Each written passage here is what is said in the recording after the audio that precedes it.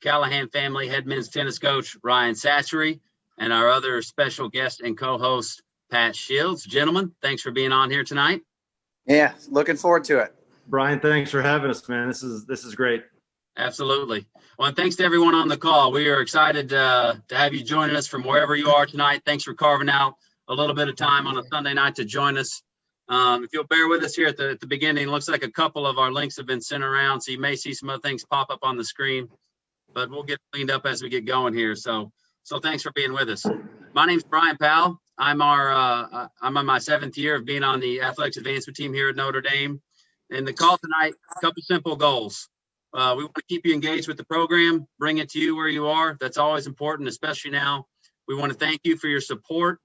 Many of you out there, whether it's by being donors to the Rockney Athletics Fund, endowing scholarships, cheering for the team when they're in your area, helping with internships to student athletes.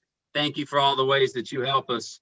And lastly, we just want to leave you a little bit informed and inspired so you can continue to be the great ambassadors and representatives that you are of the program. And so thank you very much. I think we can accomplish all those things tonight with our two guests. I think we chose Pat wisely. He'll keep it lively and entertaining. At least we've told him to do so, and no, he has it. So the way it's going to work is I'm going to turn it over to Pat to kind of run the show with Ryan. Pat's a 1986 grad. He's going to tell you a little bit more about his story. So I'm not going to steal too much there. But I think you should know about him. He's got deep family ties to Notre Dame, not only as a tennis alumnus, but in many other ways. His wife, Meg, is also a monogram winner and was a varsity athlete as a field hockey student athlete here. He's got great kids. I know that because one of them interned with me for a few years, and I think they prepared him for life, if I'm not mistaken, Pat. We stay there along with your family. You guys have been extremely generous to the university. And of course, you're very well connected in the tennis world, as many on the call know, through Falmouth Tennis. And it looks like you got a special backdrop for us there as well. But thanks for agreeing to do this. It's going to make the call so much better. Yeah, thanks, Brian.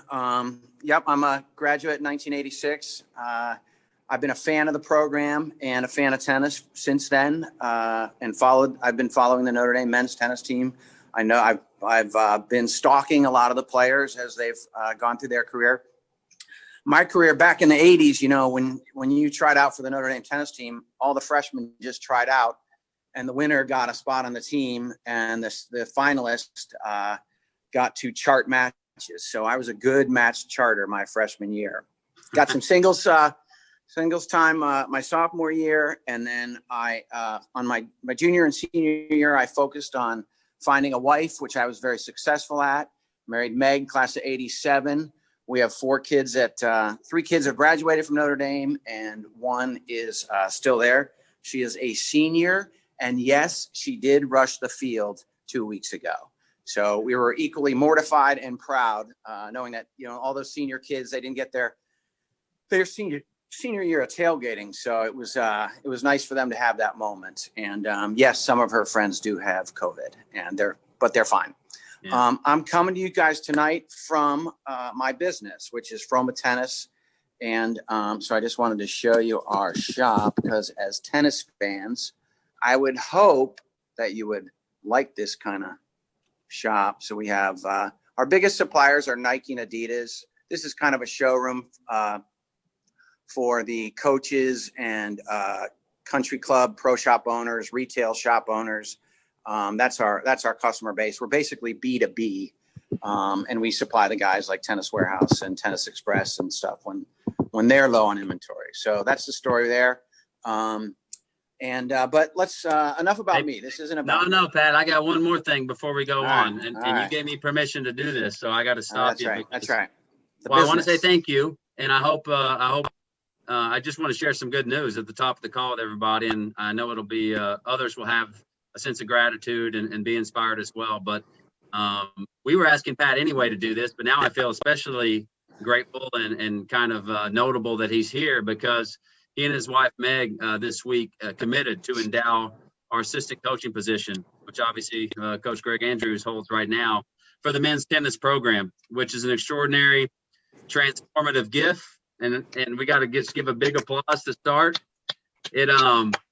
of course, you know, we've had the Callahan family title on Sach for a few years from John and Ken Callahan out of Iowa, whose son Patrick had a great experience on the team. And so men's tennis at Notre Dame has become the first program to have all of its coaching roles with endowment funds behind those and naming those. And so, Pat, you and Meg, your whole family, tremendous thank you. It's very inspiring, and we couldn't say thanks enough. And with that, I'm going to turn it over to you, my man. Thanks, BP. We feel very fortunate to be able to do that. And so, again, let's get to Sach, because that's what we're here to hear from the coach. So, Coach, you know a lot of people on the call today, right? So why don't you give us a little demographic breakdown of who's on this call tonight?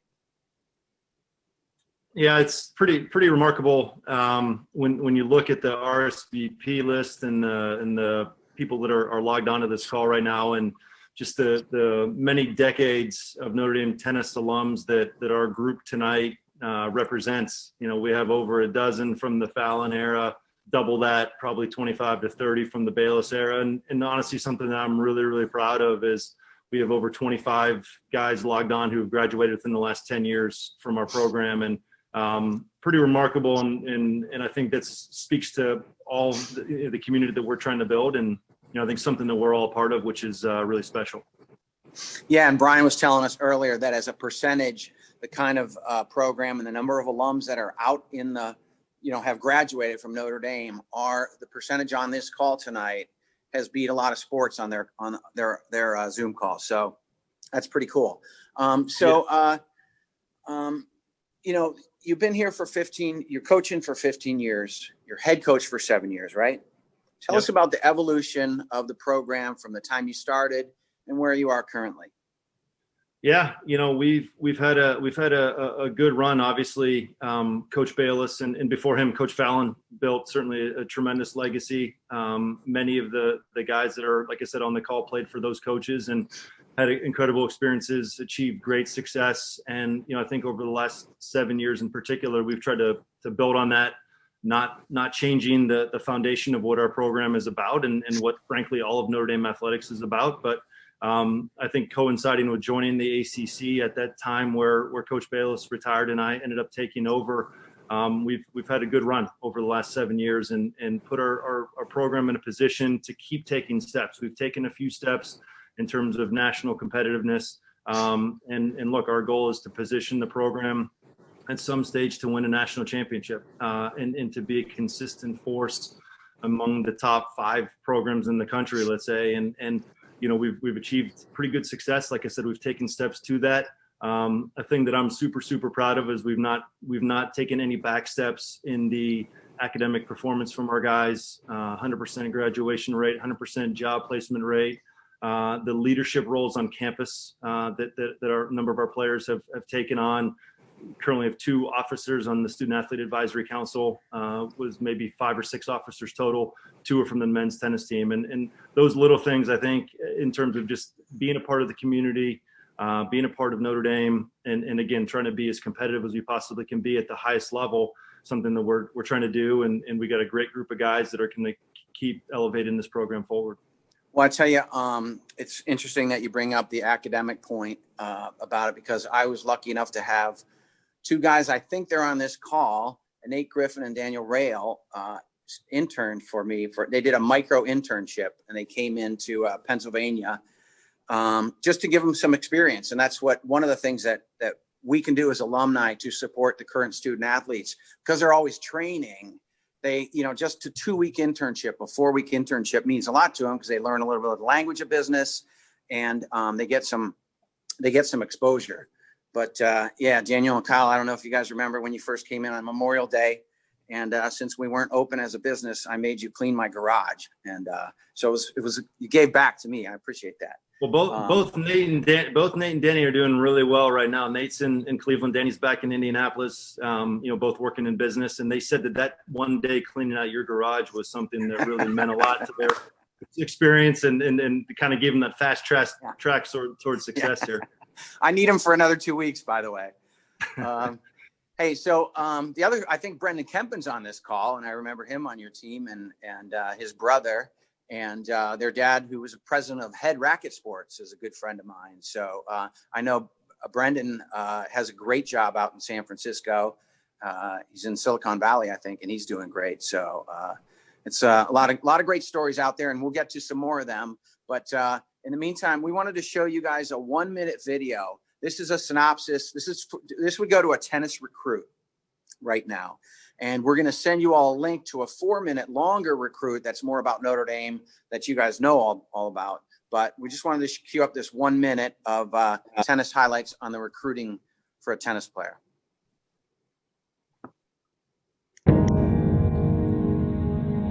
The University of Notre Dame, where tradition meets innovation and opportunity. Welcome to the home of Fighting Irish tennis. That's it! With some of the best facilities, coaches, and support staff in the country, and one of the strongest alumni networks in the world, Notre Dame gives our student athletes the resources they need to succeed in all aspects of their lives. We pride ourselves on competing at the very highest level, not only on the court, but in the classroom as well.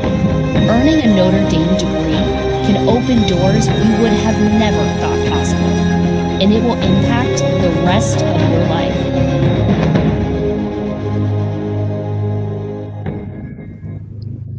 So I feel like that's a little bit of preaching to the choir right now, but you know, it got me pumped up. And when I look at that video, I see, you know, I saw diversity, I saw passion, I saw intensity, I saw teamwork, fans, you know, noise. And I think college tennis personally is one of the most under-marketed sports spectator experiences around. When you get two rivals playing against each other, 6 matches going at once, man, and you have a little bit attention deficit issues like I do, it is exciting. Every point is just going back and forth in the teams. It wasn't like that in the 80s. And it's so great now. And you built a great team, and you got so much like pride in that building. It's really cool. The one thing about that video that's not exactly correct was, and you guys all know it too, we don't have the best tennis facilities in the country. A lot of our other sports have the best in the country when they market. And Sats, when you say, like, what are we ranked in the ACC as a team? Over the last 5 years, we've been top third on average. I think it's worked out to where we're the 4th highest performing program over the last, like I said, 5 to 7 years. And where would you say our facilities rank among how many ACC schools are there? 13. I'd say realistically 10, 11, 12 based on your flavor, but somewhere in the bottom third. Right. But you make do with what you got. And let's get in. Why don't you go over some of the guys on your team right now? Some of the great stories, Richie Samara, Tristan. Why don't you tell us a little bit about what those guys got going on? Because they're cool stories. Yeah, you know, I think a big picture overview, and a lot of the guys that are on the call, and a lot of people, frankly, that follow our program closely know of our nucleus. And you know, I think one of the really exciting things for this coming season is that 2 years ago, when we had our last completed season, our team was ultra successful. We were ranked as high as number 11 in the country. We spent 15 weeks, I believe, in the top 15 in the country. And 5 of our top 7 guys from that team are back this year on this current team. And you see there Richie CMR, we call him the big engine of our team. He led the way for us last year. He had honestly maybe the second or third best season in Notre Dame tennis history. Even though it was cut short, he reached a high of number 5 in the country in singles. A litany of elite performances. Certainly was an All-American. Previously in his career, he's been ranked as high as number 9 in the country in doubles. And so you're talking about one of the handful, 2, 3, 4 best players in all of college tennis when you combine everything that he's done. And he certainly will be a big leader for us this year. And then you referenced Tristan McCormick, who's another senior. And Tristan also has been a staple in our lineup, singles and double starter since he came to Notre Dame. Has played in the top half of our singles lineup. He's played number 1 doubles for the last couple of years. And he was one of the guys that I referenced. He's one of the officers on the Student Athlete Advisory Council, great academic performer, really kind of the total package of what you want a Notre Dame student athlete to represent. And he'll be a a big leader for us, not only on the court, but amongst our team as well, this coming year, this coming season. And then Axel Nev is the third of our, let's say, triumvirate of our leadership core in terms of performance. Ax is a junior. One of the really unique stories about Axel and really in college tennis in general was Axel's freshman year. He was still 18 years old and eligible to play in the U.S. Open Junior Championships. It was kind of a last-minute decision to even go to the U.S. Open for him because classes had already started at Notre Dame. He ended up deciding to go. Notre Dame did an amazing job of accommodating his class miss. Assistant coach Greg Andrews was in New York for about 10 days with Axel. He was in New York at the Open longer than he was on campus his freshman year for the first. He just kept winning. He kept on winning, and he and his partner there, Emilio Nava, made the finals of the U.S. Open Juniors in the doubles event, and it was a remarkable story. It really was, and represented Notre Dame in a really unique way, something that our program's never been a part of before, and was a cool story. But again, he's going to play, towards the top of our singles lineup and likely number one doubles for us. And those three guys are the heart and soul of our team. The core leadership group. They're the core performers on our team. They're going to play the top half of our lineup. And last year, before our season got cut short, the three of them were off to an amazing start, both singles and in doubles. And to have them back for this year and actually next year as well, as Richie and Tristan are going to do a fifth year for the next two seasons, we're locked and loaded at the top, and really looking then to supplement the rest of our lineup with some talented guys that have achieved success, like a William Howes, a Matt Gamble, but also some younger guys who proved themselves last year as well. So it's going to be a fun year. We have very high expectations, very high hopes. As said, this core of this team has been ranked as high as number 11 and has achieved some significant things. And so, frankly, our goal is to be a consistent top 10 team this year, and ultimately push the level to as high as it can get and see where we can go as the season goes on. And one other guy that I want to feature tonight is another junior classmate of Axel's. His name's Andrew Mariatos, and I think his story is a little bit unique. He has not played in the same number of dual matches as maybe Tristan or Richie or Axel, but Andrew's story is one that I think a lot of people can relate to, and again is unique. Andrew's the only guy on our team that got into Notre Dame actually on his own. I did not know who Andrew Mariatos was prior to about May of his senior year, and when he reached out and he said, "Hey, I'm coming to Notre Dame and I'd love to be a part of the team," and Andrew's done an amazing job. We had a lot of conversations that summer. I went and saw him play and realized his level was certainly capable of competing with our guys and helping our team on a daily basis. And he's done a remarkable job in the classroom and just being a great team member. And like I said, something that is maybe very unique at high level college tennis, where you have somebody who's such a strong academic student in high school, earns his way onto the team and is performing at a great level in terms of the tennis as well. So the expectations are high. Our goals are high. And like I said, when you have a leadership nucleus and a talent nucleus like we have at the top of our lineup, good things are going to happen. And we're fired up for January and ready to get it rolling. So, Coach, you're talking about a couple guys that are now extending to a fifth year. Yep. So now you're out recruiting and you might not have as many spots as you were planning on. So talk about how you're managing the roster and what's different about this environment this year. Yeah, so to give a little bit of color to what Pat was saying, because of the fact that COVID cut our season short last year, like all spring sports, men's tennis student athletes got an extra year of eligibility. Unfortunately, the NCAA did not grant additional scholarship money to accommodate that. So you now have all student athletes, spring sports student athletes at Notre Dame and all of the universities in the country that have a fifth year of eligibility. So you have 5 classes of players, 5 classes of student athletes for 4 classes of scholarships, basically. And men's tennis being a very low number anyways, only 4.5 for our entire team.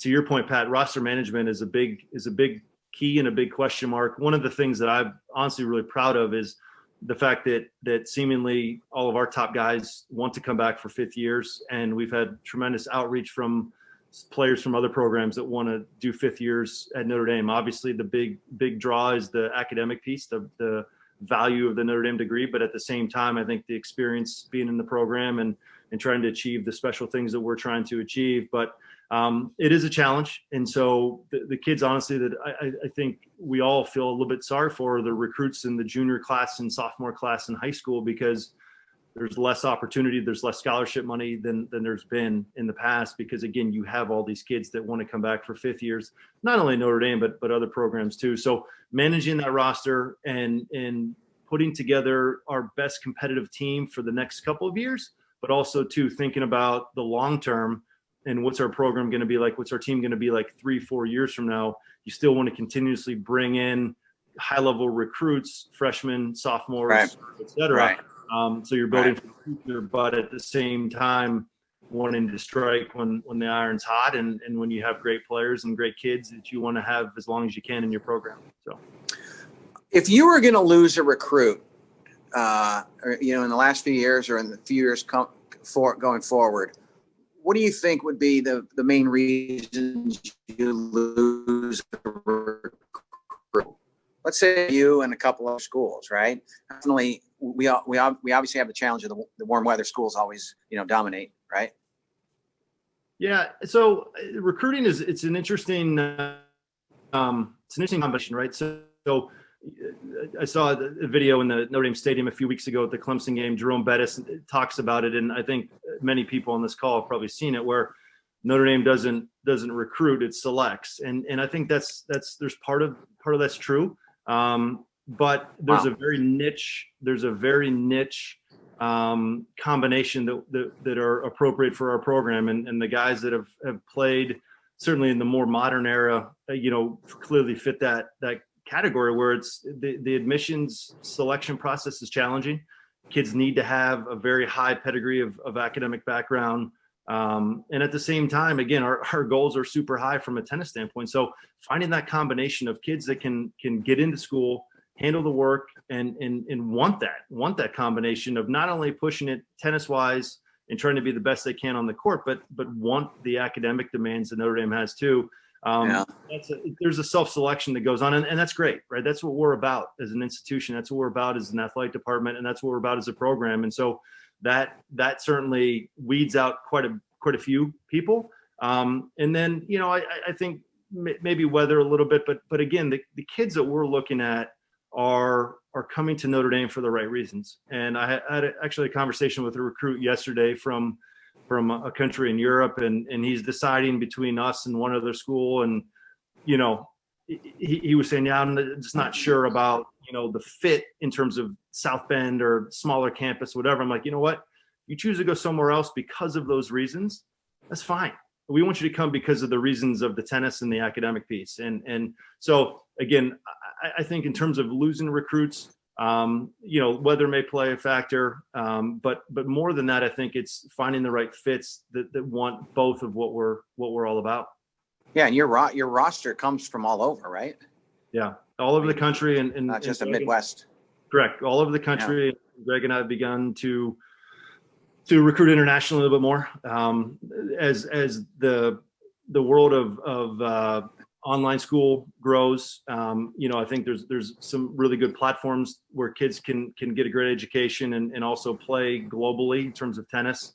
As that becomes more and more commonplace, not only in this country, but in Europe and other places as well. We're finding some pretty good fits from overseas in our program as well. And we've had a good history of international players sprinkled in. The bulk of our team is always going to be American. That's something that we're committed to, and is what Notre Dame is about, but certainly splicing in some international flavor when we can as well. Yeah, we had a kid from Ireland, right? He played Irish Davis Cup, right? Yeah, Niall Fitzgerald way back in the day. I mean, that's awesome. I think we should always have a kid from Ireland on our team. Yeah. Hey, BP, Brian Powell, why don't you give everybody, let's talk about the business of Notre Dame tennis. Yeah. Can we do that? Absolutely.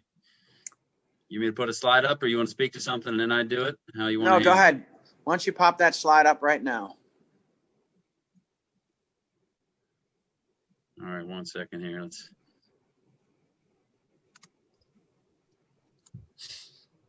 Sorry, there we go. That's all right. Yeah. So why don't you take us through those numbers? Well, yeah, this is something we talked about, a little bit between us, and then, so we thought was worth sharing with the group. And I think Ryan would be great at adding some color here, to some of these things about what's going on. But, obviously I work in the development side. It's a pleasure for me to try to go out and do the best we can for our student athletes and coaches. And it's certainly a time where we're trying to be proactive, and everyone's in this together for all of our sports. And so Pat thought some of this was fascinating. I see it every day. It's not as fascinating for me, but it's certainly extremely important.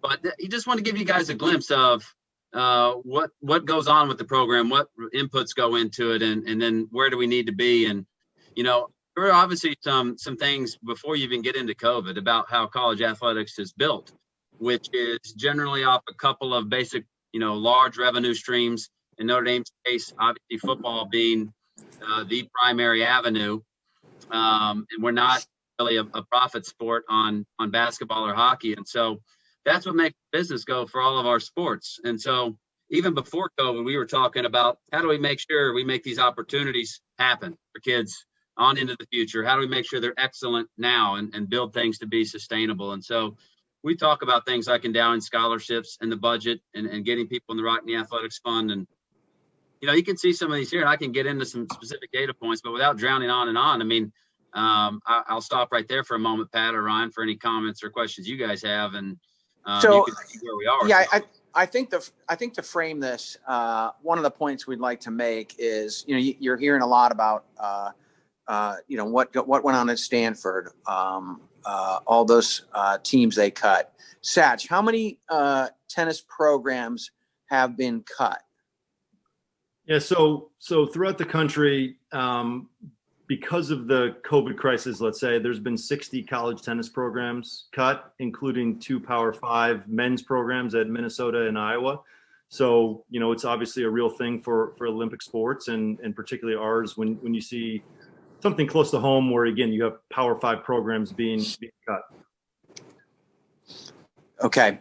So, I think one of the messages that we wanted to deliver tonight is that in no way, shape, or form has this conversation even come up at Notre Dame. This program is not on the block in any way, shape, or form, but we want to take a proactive approach to, taking some of the burden off the university and asking the alumni for support. And so you think about it right now, we have both coaches are endowed. That's huge. Is that going on anywhere else, Brian? We are, I think, driving past a lot of our peers in that. You see a lot at Stanford. This actually started in the Ivy League schools, which have a completely different revenue model altogether. Amongst our peers, we are doing outstanding. Stanford is the only one I know of that is ahead of us in the number of those. People have helped us put together now, Pat, thanks to you, we're up to 15 of those across the department. And all, the tide lifts all boats here at Notre Dame. We're in this together. So it's great to see those across all of our sports.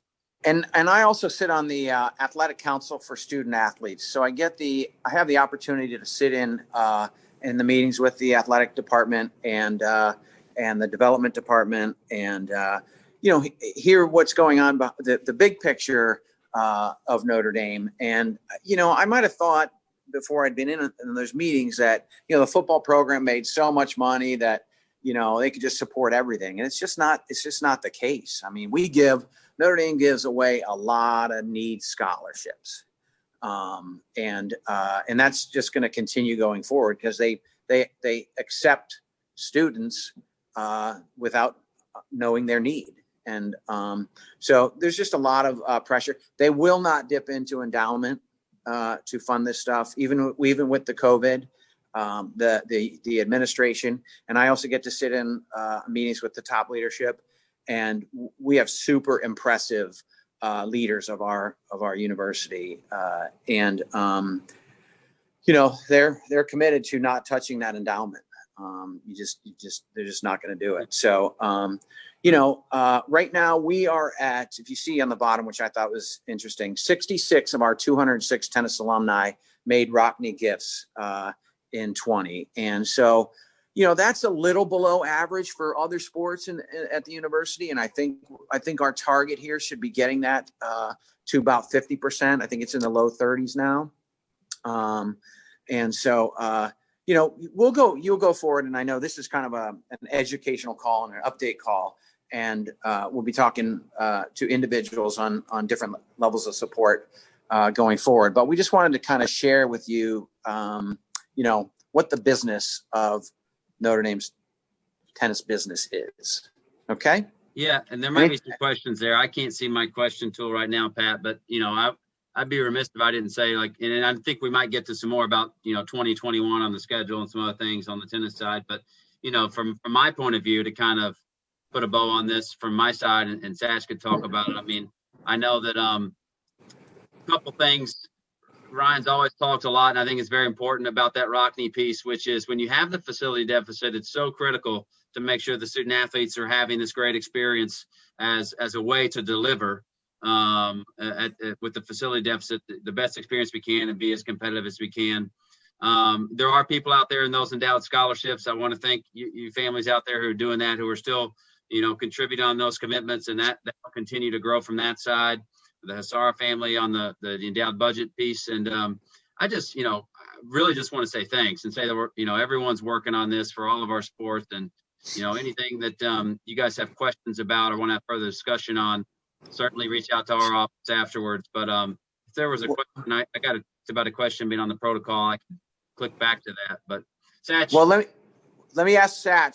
Yeah. What do you know about,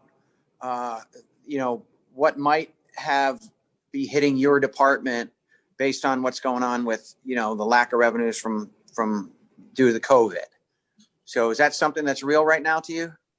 Sure. I mean, again, I think you look at you look across the landscape of college athletics. You look at just our sport in general, and we touched on it. Again, my mindset in terms of trying to run this program the right way is number one, first and foremost in my mind, is delivering the best experience I can to our current players, our current student athletes, and putting them in position to succeed on the court, in the classroom, et cetera. And Brian touched on it a second ago, delivering the best student athlete experience to men's tennis players in all of college tennis. And that's certainly what drives Greg and me every single day. And we're going to continue to do that. But as we look at the big picture of the program and where we want to go to continue to deliver that, I do think, we all know that there's facility needs, and we need to continue to look to enhance that and improve that. And simply put also to ensure our financial security, financial, let's say, independence and sustainability. Right.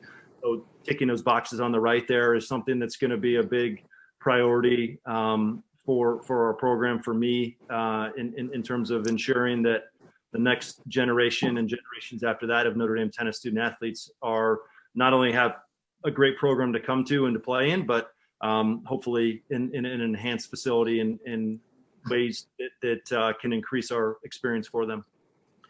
Hey, if I could, there was a question about the university's endowment overall, and I'll let either one of you two comment on this, but I feel like I'm in a lot of conversations where this comes up. And so to address kind of the overall endowment picture at the university and how that figures in, as many of you on the call know, and I suspect almost all of the endowment at the university, someone has committed that based off a specific allocation or preference they wanted to go to. And so when you see the overall university number, know that that's all kind of parceled out in a lot of ways, similar to how if you started a men's tennis scholarship, the university couldn't just take that money or dip into that principal to fund something else at the university. And so sometimes the university's overall number can absolutely be overwhelming. And I see that myself. But I would encourage you, if you look at each individual area and kind of understand the math within there, the micro dynamics are more at play than, there's a scholarship over here set for this, and we see that huge number, but it can't actually be per agreement with the benefactor pulled over into this purpose. And so we do want to drive our own fund, our own kind of fountain of revenue and sustainability within the program, and that goes for all of our teams. And so that's a half attempt to address that. It's definitely a fair question. If I could pull some strings in different ways, I would for sure, but that's kind of how it works out on the bigger picture. So, Ryan, is there anything else that I talk about? Like, did we talk about your aspirations for 2021, or did we? The other thing I want to talk about is when you think about the Notre Dame tennis alumni, because again, 15 years, a lot of these guys on the call played for you in some capacity. What's your kind of what do you think about when you think about the Notre Dame tennis alumni base? Yeah, it's funny. I'm not sure if I'm going to answer your question directly or not, but one of the things that I always say when people ask, like, what's the biggest difference, let's say for a recruit asks, what's the biggest difference between college tennis and junior tennis, or college tennis and pro tennis? And, what resonate, there's a bunch of differences, right? And there's a bunch of things that I'm sure every caller in thinks of when they think of their Notre Dame experience, their Notre Dame tennis experience. For me, the thing that drives me and the thing that motivated me as a player and motivates me to this day as a coach too is the concept of being a part of something bigger than ourselves. And going back to your question more directly, I think it's overwhelming in a way, and I think it's amazing to have. You have Don Ralph on the call, who was an All-American player in 1959, 60. Oh, awesome! Yeah, awesome. You have Chuck Coleman, who's on the call, who's an All-American player in the early 90s. You have Casey Smith, Shiva Parbu, Quinton Monahan. I'm probably missing others who've been All-Americans in the 2000s. And for me, the biggest thing that I think of, and there's successful people at every stop along the way, and from every graduating class and in different fields, and whether it's finance and business or medicine or whatever. The group of people, that's the thing that I am proudest of and think of the first and foremost when I think of our program and what we're all about. And I stress to our guys all the time that, look, you're representing this entire alumni group. You're representing everybody who's on this call and whoever played at Notre Dame. And when we go out and we play our matches and even our daily activities, what we do on a daily basis is a reflection on what we want our values to be. Then that reflects on our alumni. And it's something that, like I said, that's the huge motivator for me and something I'm proud of. And, to have this many people on the call and caring about our program and engaged in our program, like I said, is overwhelming. And it's something I couldn't be more appreciative of. Yeah, it's too bad we can't be together in person. I'd love to see this group in person. Maybe, next fall you can have us all to your backyard for a big cookout. Sounds good. I want to see what that leprechaun looks like behind you. Look at that thing. Yeah, you can all come down to the Sachire basement. That's right. I feel like you stole that from a bar or something. Where did you get that big leprechaun? I would never do that, Pat. All right. Well, listen, Pat, is there any other? Hey, there was a question before we before you get to, I know the fun last part we want to do here too, but there was a question about what does it fully take to endow both the scholarships and the budget? Great question. I think the budget is a good question to answer. I'll get to the scholarship specifically. The budget, I'll take that one offline for that question person, just because it's a little more difficult to compare budgets publicly, and that's kind of we'll have those conversations with you, and happy to do that. On the scholarship side, you're looking at the cost of 4.5 scholarships fully over a year. We have some kids in summer school. We do have some people paying on, making gift towards commitments. And so that number is going to pick up a little bit even now, thanks to some of you on the call. But we are looking at somewhere close to another $6 million in market value to cover the scholarships, just to give you that big number. That's not for everybody. People that can help with leadership gifts, please talk to us. Obviously, the power of the endowment helps with that. You get a leadership level gift going today, and the power of that in 10, 15 years is tremendous. So that's where we'll get to with the growth of the endowment, the other gifts coming in, and hopefully, new commitments as well. But I don't want to scare anybody with that number either. I want everybody to know that I think what's most important for a program is for everybody in the spectrum to kind of find their place. That's Rockney participation. That's pushing yourself there. And then, if we find people that can help on the other side, that will be what it takes to get there to fully 100%. Right. Yeah. So right now what we're talking about is somebody that might have graduated a couple years ago and is just starting their career and may have cleaned my garage. They don't need to endow a coach right now. They don't need to endow a player, but they can bring the energy to the program. Yeah. Do what you can to the Rockne Fund, and stay engaged. Really, is what we want to do. Correct. We want to really solidify that bond, because playing tennis at Notre Dame was a unique experience. And, everybody always, I know for me, everyone thinks I'm a lot better tennis player than I actually am. But so there's a go ahead. couple What were of you going to say? questions in here, Pat, too. If Yeah, let's go. Based, obviously. So we got a question. Ryan, how much are you using UTR versus national rankings? And can you Really touch good on question. UTD, which didn't exist when most of us played, and how that metric is impacting your fines, USA and internationally? Great question. Yeah, so UTR, for those that aren't as familiar, up to speed on it's a new rating system that was introduced to tennis maybe 3 or 4 years ago. And the great thing about UTR that's different from rankings is, from a ranking standpoint, you had to be in the same age group or playing the same circuit, et cetera, to have comparative rankings. UTR, everybody from my daughter, who's 10 years old and barely plays any tennis, up to Roger Federer, everybody has a UTR. And so you can compare an 18-year-old kid from California with a 16-year-old kid from Germany very directly. They're all on the same scale. And so, candidly, Tad Eckert was the one who asked that question. Candidly, Tad, we use UTR quite a bit.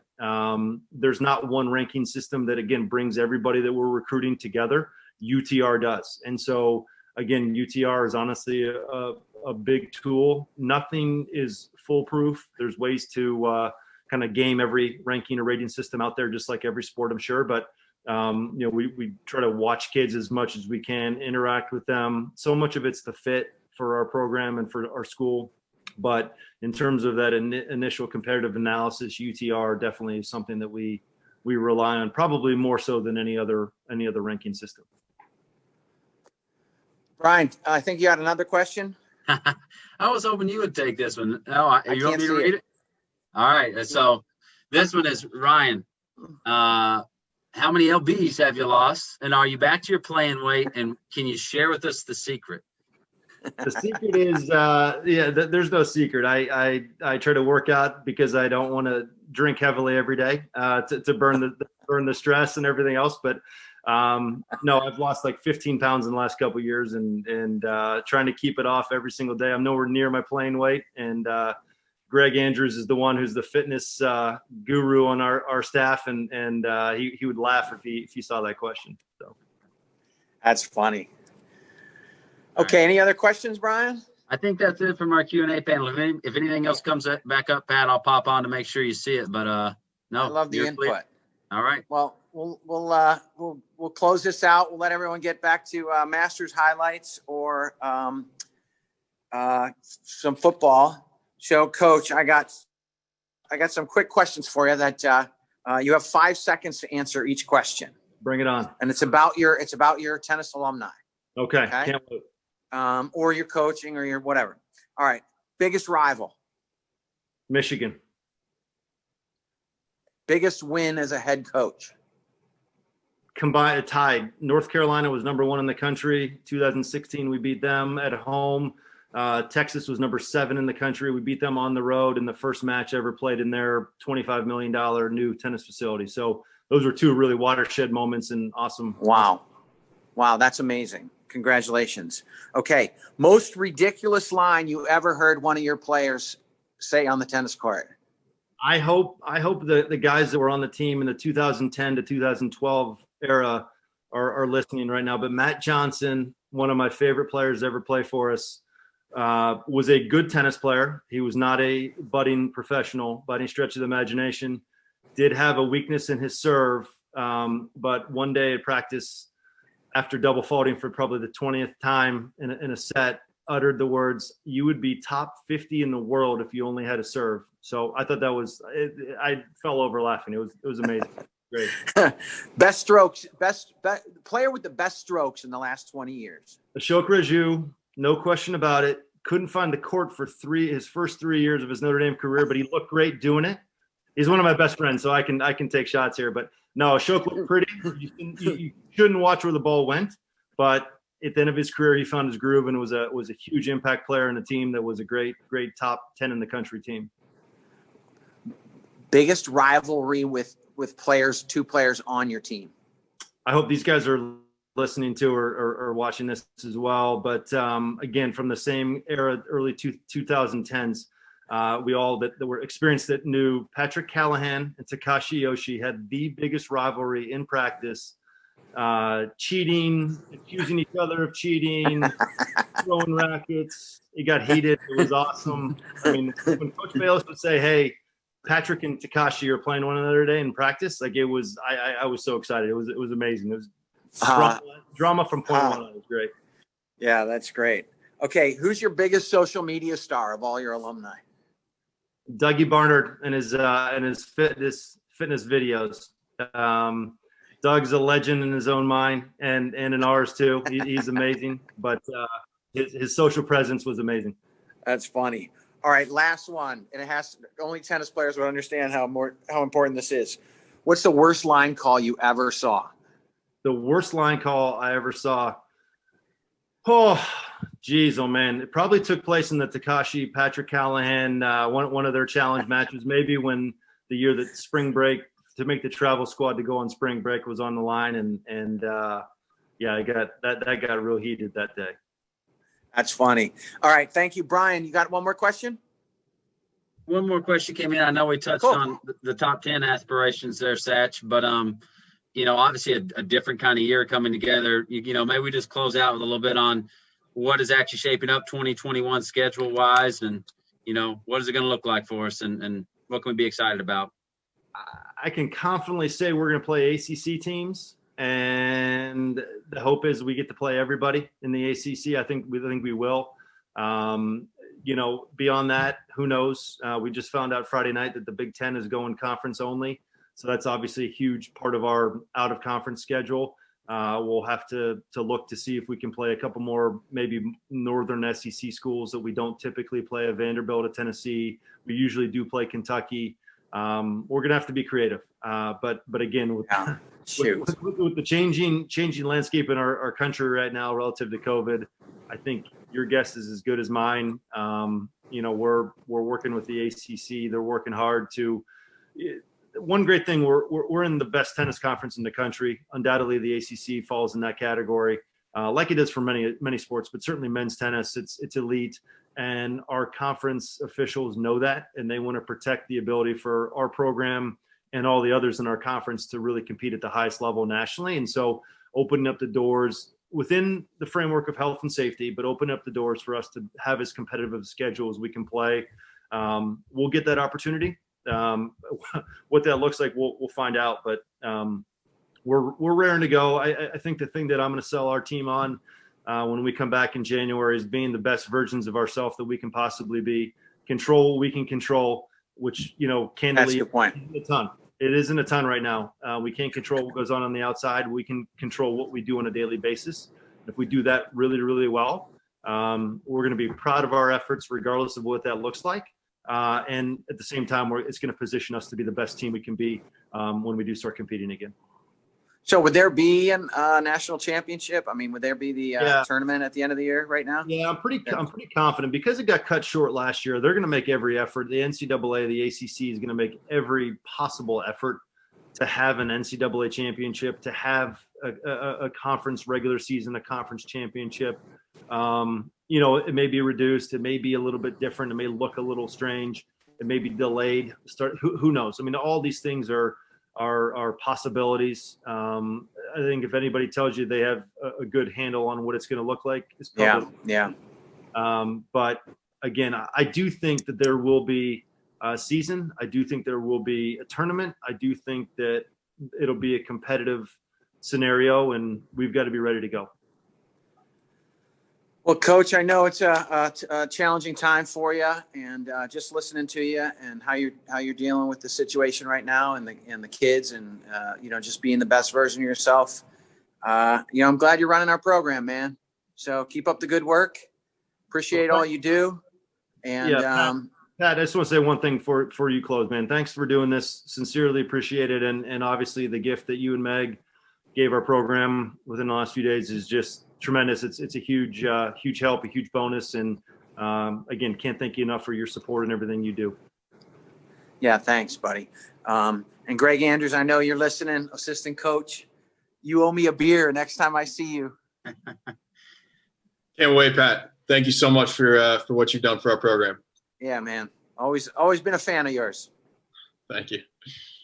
Greg, So, Ryan, we're BP. proud of you guys. We're proud of you guys. Yeah, that's the whole production, Pat. We got Yep. through it. I'm saying goodbye from Reading, Pennsylvania. Got to go turn off the lights in the shop. Anyone need a racket strung? But thank you. I will take you up on that. And just everybody, thanks for taking some time out. Satch, Greg, we're proud of you guys. Tremendously thankful for your leadership and glad you're on our side. So everybody have a good evening and go Irish. Thanks, everybody. Go Irish. Yeah, thanks, BP.